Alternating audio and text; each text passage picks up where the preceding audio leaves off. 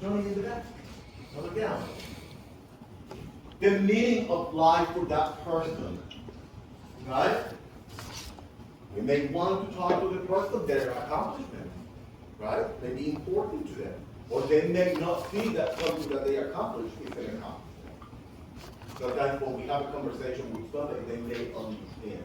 We talk about their religious belief and comfort. If the person asks you to pray with them and you do not want to pray with the person, you don't have to, right?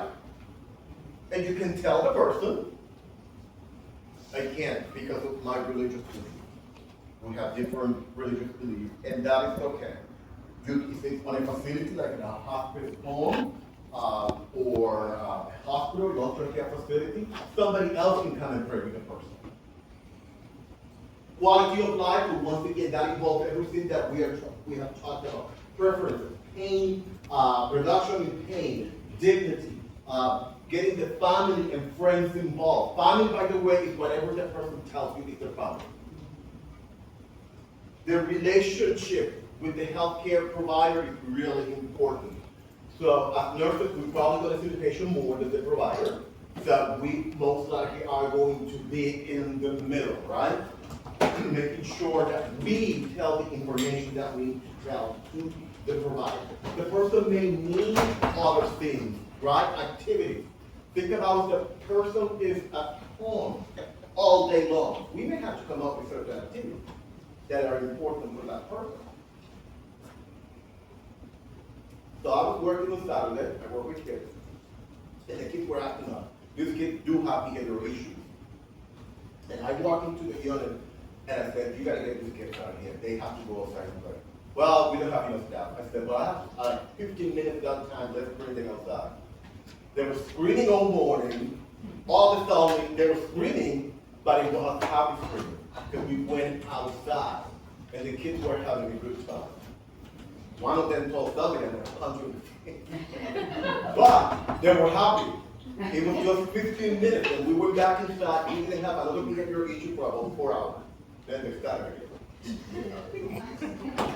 So, think about this. It's just for a patient that is at home all day long. Right? We gotta do something. So activities, play music that you know. Ask the person what they like. As simple as that. Earlier we talked about morphine and how morphine decreases respiratory rates. When somebody's in the hospital, the end of life, the best medication for the person to have the liver health, shortness of breath, dyspnea, is morphine. It all has to do with the amount and how many hours apart we're giving to the person. And that medication, morphine, is going to do two things, right? It is most likely going to help with the dyspnea, but it's also going to help with pain. So instead of giving that person two different medications, we can give the person one medication. Usually we give the person 2 to 5 milligrams. You don't need to know now that because once again, it depends on a lot of things. If you have an 85-year-old that weighs 110 pounds, and then you have somebody that weighs 300 pounds, most likely we're not going to give the same dosage. Okay, at the end of life. So you don't have to memorize the dose. For vomiting, what medication we normally give? Zofran, which is? That would know. That's wrong. So, very important. When are we going to give the medication? When the person starts vomiting, or where the person tells you they feel nauseous, or depending on what other medications the person is taking, we're going to give it. So if it's cancer, right, and the person is going through treatment for radiation, we don't have, most likely we don't have to worry about it. If it's chemo, then we're going to worry, and because the person is going through chemo treatment, what we're going to do, we're going to give that stuff from before the person even after. So we're going to have a schedule. Sometimes Zofran doesn't work. We can give other medication. What we're going to have to do, talk to the person and ask the person what works for them. Some people, lemon tea may work for them. Some people may be cinnamon. Whatever it is that has worked with the person, ask the person, okay, I know that you have been taking something at home because you haven't vomited in weeks, so what is that you're taking? And the person may tell you, I normally drink lemon tea, it works for me. Very good. So sometimes when you're a patient, just sitting in there listening to the person is very important because the person just wants to be heard, and that's really important for the person.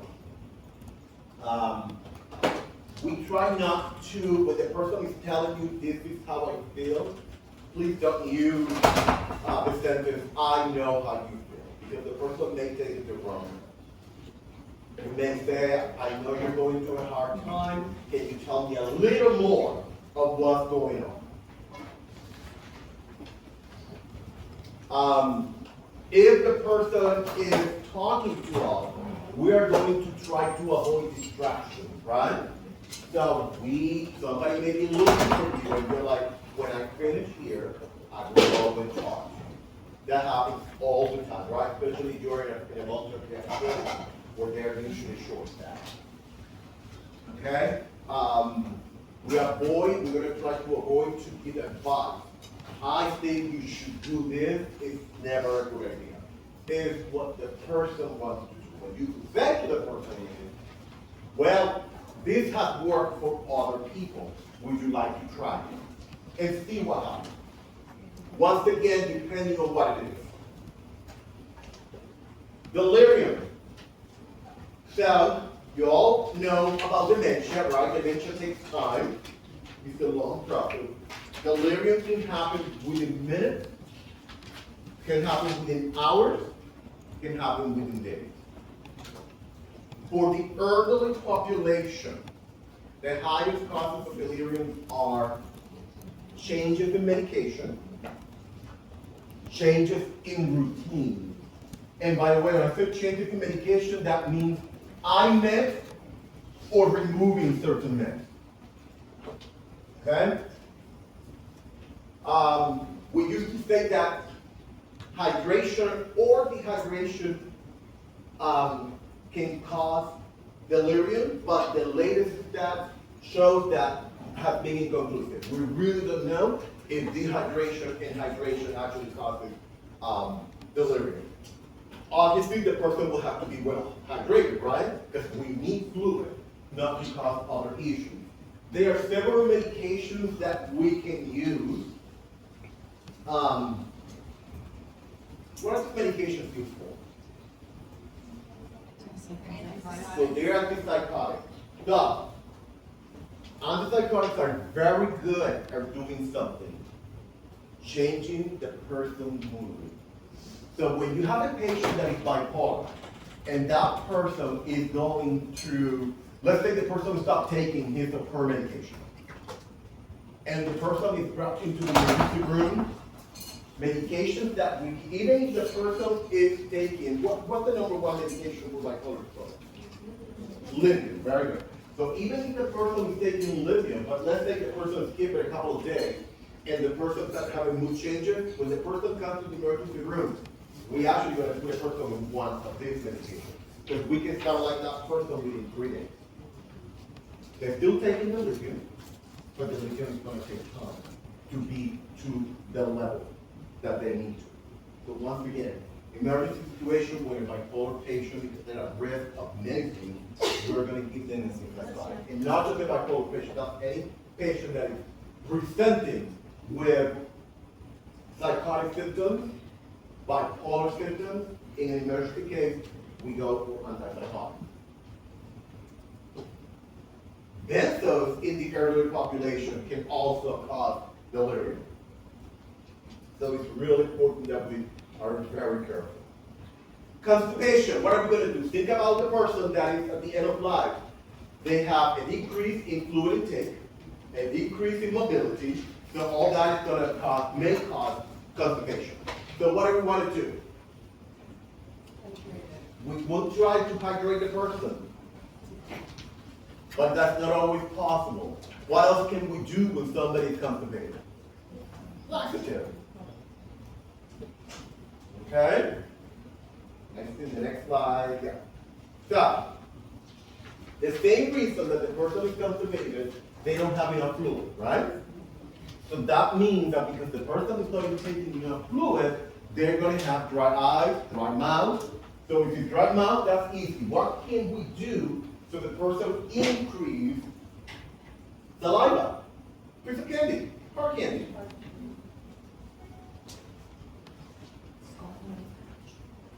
What else can we give the person before medication for dry mouth?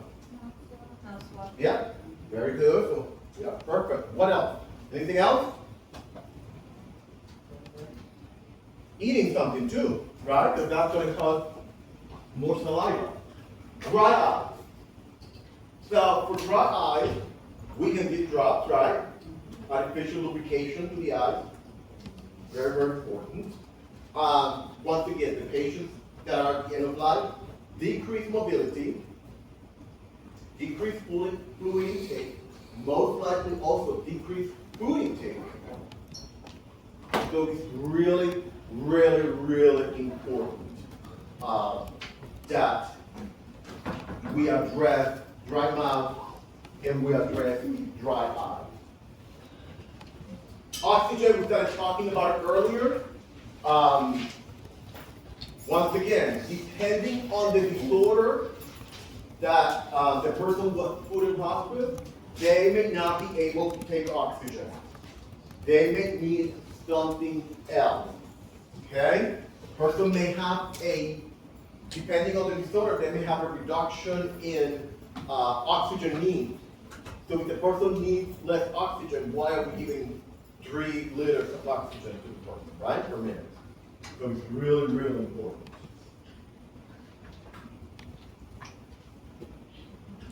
Look at the first segment.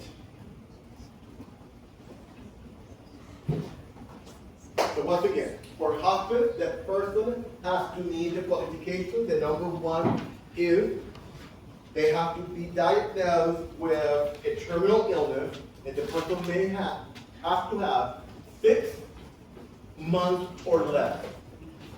We already discussed that if the person goes beyond those 6 months, the person will have to be recertified. And by the way, they don't wait until the 6 months. So at month 5, we'll do it because it takes time to process all that paper. And for the insurance, sometimes it gets rejected from the insurance, so we have to go back. All right? So usually on month 4, on month 5, they will start the process of recertification. Sometimes what kicks the documentation back is because something wasn't documented. Something is missing. So it's really, really important. We are going to take care of not the patient when you're a hospice nurse. Not only the person, but the family, meaning the patient and the family.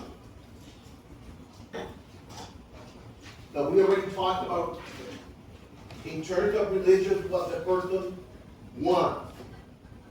Receiving bad news. Somebody could be put on hospice, most people that have the same disorder that you have, they last between 4 and 6 months, and then all of a sudden, you have 3 days. Right? What is the problem with dying?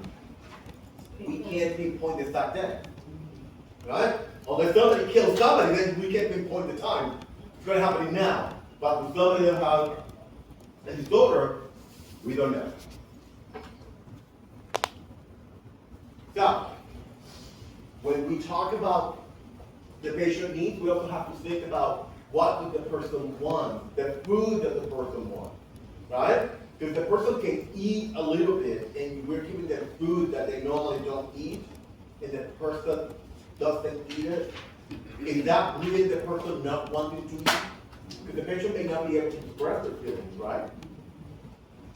Or the person may not want to express their feelings because they may see it as they are creating a problem, right? When the person answered, when you went to a long-term care facility, some of the residents would not tell you things especially pain because they felt that they were bothering you. So it's really, really important. We're going to set goals for the patient. So today we are going to set your funeral arrangements. That takes time. Especially if it's a big family in which everybody has an opinion, that everybody wants something different, so they have to meet somewhere. The science of hope, what's that? What's the science of hope? Say it again. Okay. Say it loud so they can hear you. You're going to a better place. You hear that? No. Okay. You're going to a better place. Let's hope. Yeah. All right. It's a whole bunch of stuff. We have questions somewhere. So once again, the PowerPoint that you have, do not have questions, but I will upload the PowerPoint after class. Because there's the first question.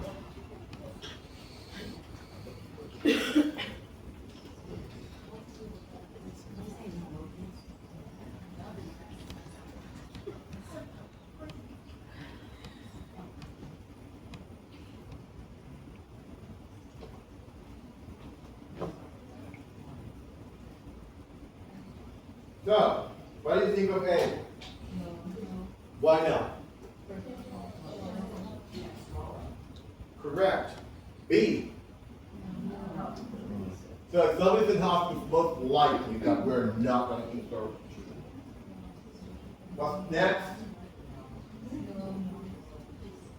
So once again, intravenous fluid, some people may have to, especially if they're in chemo, but with patients, we don't have any of that information. So the answer is D.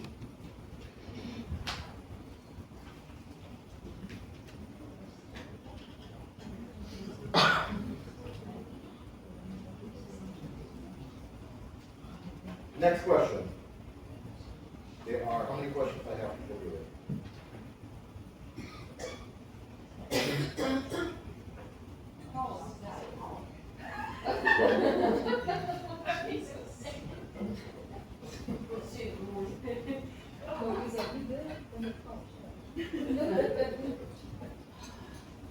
What do you think of A?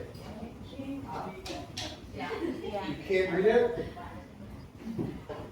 You can't read what, the answer? No, I would be so. Oh, okay, I'll give you time.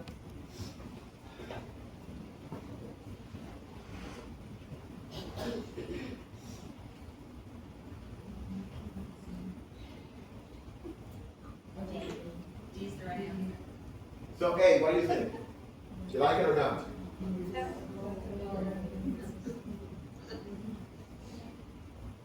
Okay, I hear one yeah. I'm gonna leave it. B. I like A. Yeah, I like A.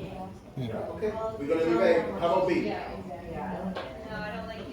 Okay, so we get rid of B. How about C? No, D. How about D? Depends on the family.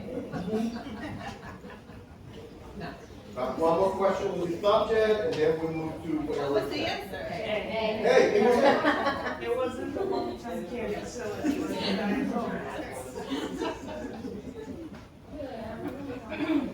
All right? Yeah. Let's move on to question 3.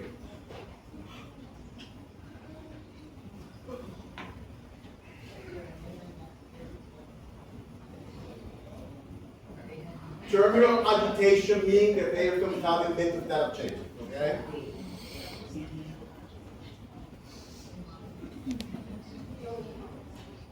So what do you think of A? All right, so we got rid of that one. B. Leave it for now. How about the next one? I mean, it won't hurt, but. What if Yeah. that's the cause of it? So we like D and C good. How about D? You can do, yeah. That's a B. However, you want the person to do what? Calm down, medication.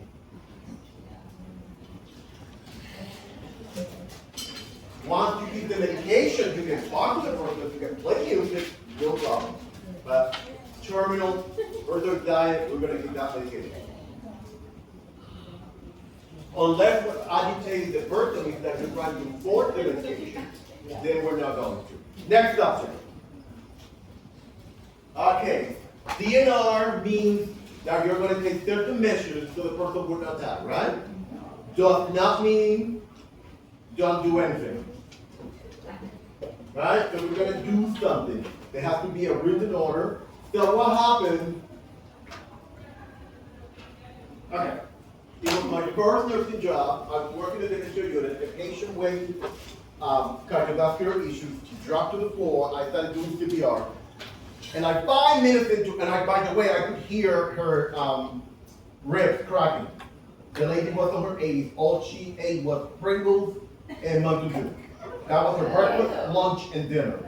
And I could hear, I'm like, oh my God. And all of a sudden, one of the nurses comes running out of the office. Stop, stop. She's DNR. You know, this is interacting. And I'm like, oh, okay, stop. She passed away. But that's not funny. She was on her 90s and once again died. But I broke her ribs. I know that. Because she wasn't going to survive. She just dropped. Right when we came in, so there were plenty of nurses, and she dropped right then and there. I'm like, okay, let's start that video. Yeah. Okay. Do not intubate. What does that mean? Good. What's the next? And if the person wants. Okay, so that means, future nutrition hydration, that means that we may have to do what? Put in a fee. Artificial. That means that something has to be put in the person's body. Are we talking about what? So there may be IV, there may be a tube. Yeah? Other patients are DNR or transport. Why are you transporting them? Which one? No, it's a question. I know, but when the person is what? They're DNR, but transport. Remember what I said? So remember what I said, DNR does not mean do not treat. So we're not going to do certain things, but there are other things. So if the person needs an IV and the person with DNR, we can give fluid. Yeah. Some of them will say DNR, but he may transfer, may use IV. It'll say it right after. Okay, so it doesn't say that. We have to treat it because the person could be dying of something that we didn't do that we were supposed to, and that means that that's not us, right? All right? I hope we answered that question. Okay, question one. I think it's only one.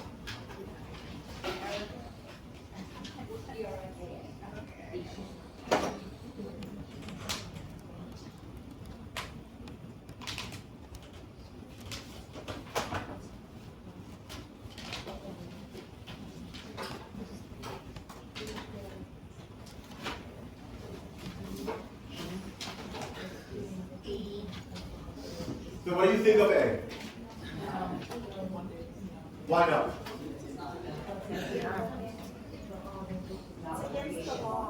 Correct. B. We like B. We're going to leave B for now. And C? What is the other one? What is provided to the two? And then D? Legal representative. Yeah, if it's Friday night, you're not going to get it till Monday morning.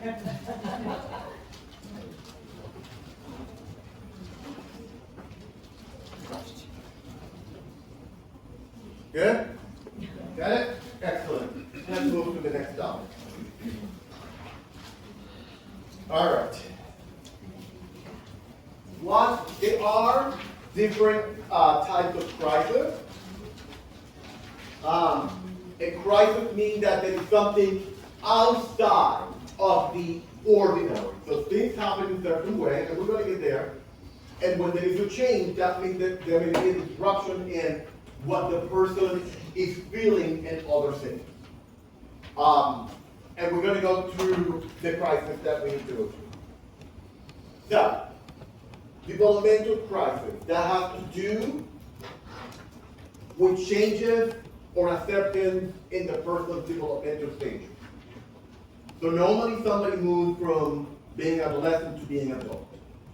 Well, somebody may have an issue going through or start working in some responsibility once they become an adult. So that will be a crisis. Marriage. Somebody gets married. They may not, they're so used to doing their own thing that when they get married and they start living with that person, that becomes a problem. There is a disruption. Okay? It could be getting their first job after high school or college. That is a change for that person that the person is not able to accept. While situational crisis is the person went through all the stages. So let's say, for example, the person have no problem going from adolescent to adult, but then the person gets married, divorced, or when somebody in the family dies, that can become a situational crisis. Okay? So, developmental, it has to be the stages that we go in life that somebody is unable to cope. While the situational is, you went to those developmental stages, you did it, but now you are going to get, let's go with marriage, going to get divorced because I can't cope with it anymore. While in developmental, we'll be getting married. While situational, we'll be getting divorced. Got it?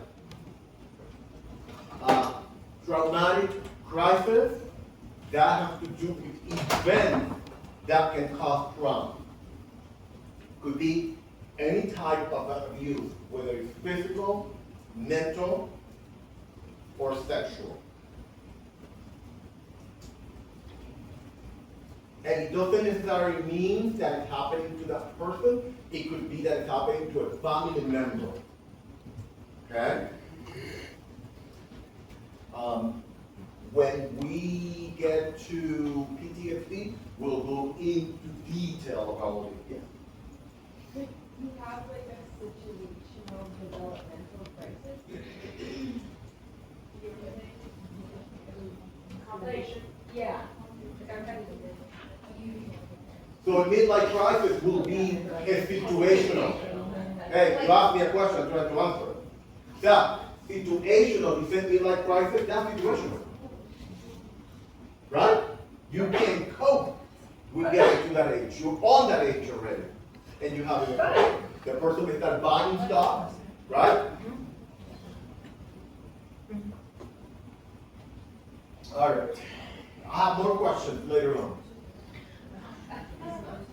We'll get it to them. All right, I have 8 minutes. All right. Evidence-based. Why is evidence-based so important?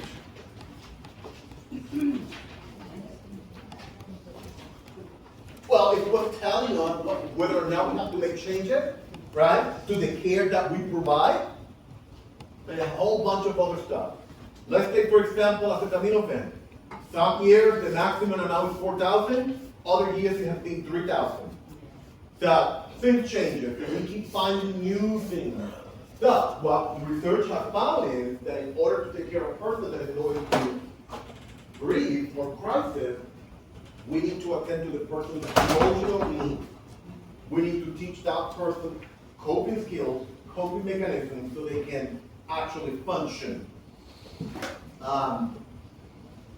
Sometimes people go into a crisis in silence, right? Nobody knows that's happening with that person. That may affect that person later on in life with other issues. And that will be very clear when we get to the PTSD and all the disorders that come with that. That has to do with abuse, any type of abuse. Some patients may not have the ability to solve problems, right? When they encounter a problem, they have a breakdown. They don't know what to do. Okay? So I'm going to give you an example for clinical. The other day, we were in the unit.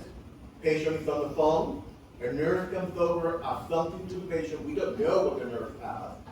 The patient screams at the nurse. The nurse, instead of walking away, starts screaming back at the patient. We saw that that was done. Another person comes out of nowhere, the unit admin, comes out of nowhere, starts screaming at the patient. She calls the provider, and I'm standing there like, why don't you call the provider? You started it. The patient is supposed to be discharged that day. And I said, is this guy not going to be discharged now because of what just happened? But he actually was discharged. The provider came up, sat across from the patient. He was fine. We gave him meds. He was nice to us. He wanted pain medication, but he already was taking gabapentin. And I explained to the patient that he just took gabapentin, that will help with pain. Meanwhile, I have a nurse behind me saying, give it, give it. And I like totally ignore her, like she wasn't in the room. I explained to the patient, said, okay, he walked away. The nurse even said, if you don't feel comfortable giving the medication, I will give it. I didn't acknowledge that because the person didn't need the medication. He really didn't need it. He walked away quietly. Problem wasn't with us anyway. But what I'm trying to tell you, these things can happen. But that person didn't have a good coping mechanism to react to what happened. But once again, we don't know what that nurse said to him because we didn't hear it. All I know is she was kind of close to his face, so that could have been. We don't know. But what transpired after that, it was unnecessary, and that they could have kept him for another 3 days when they were not ready. But he wasn't. So that's a good thing. So that person, perhaps he did have a good coping mechanism. Perhaps he was, like I said, the person was too close to him. Perhaps he didn't get something else that he wanted. I don't know. But he's fine. I'm fine. The students were fine. But that's what he decided. Other patients may just walk away. Other patients may just hit the person. Or whoever is closest to him or her. You have to think about that too. We have to, even though the person is on the end stage of life, we're always going to ask the person about suicidal thoughts. When somebody is grieving, a family member, we may want to ask that person if they are planning or thinking harming themselves or their loved one. Right? Question number 4.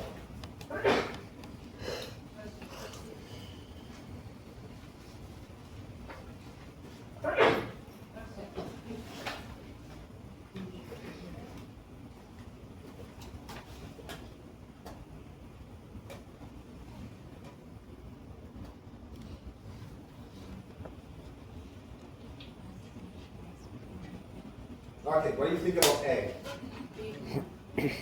We're gonna remove A? Okay. How about B? Yeah. So we like, a lot of people like B, let's leave it. The next one. That's traumatic. Yep, good. And then D? So the answer is?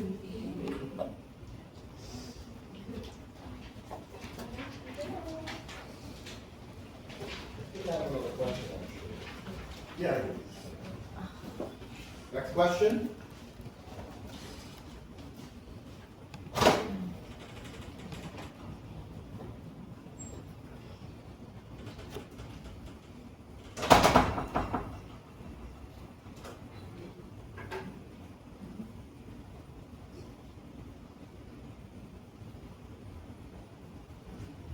So what do you think of A? No. All right. B. Yes. Like B. Next one? No. Next one? Okay, so then the answer is B.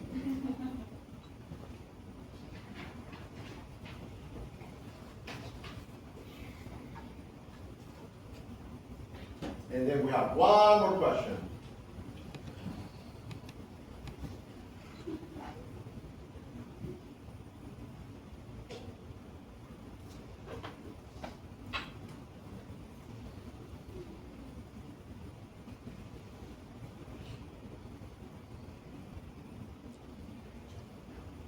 All right, what do you think about A?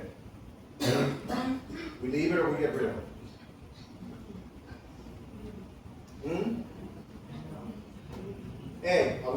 A or get rid of? Alright, I hear yes now, so I'm gonna leave it for now. B. Yeah. So I'm gonna leave B, good. Next one? No. So get rid of B. How about D? No. So the answer is between A and B. Which one is the right answer?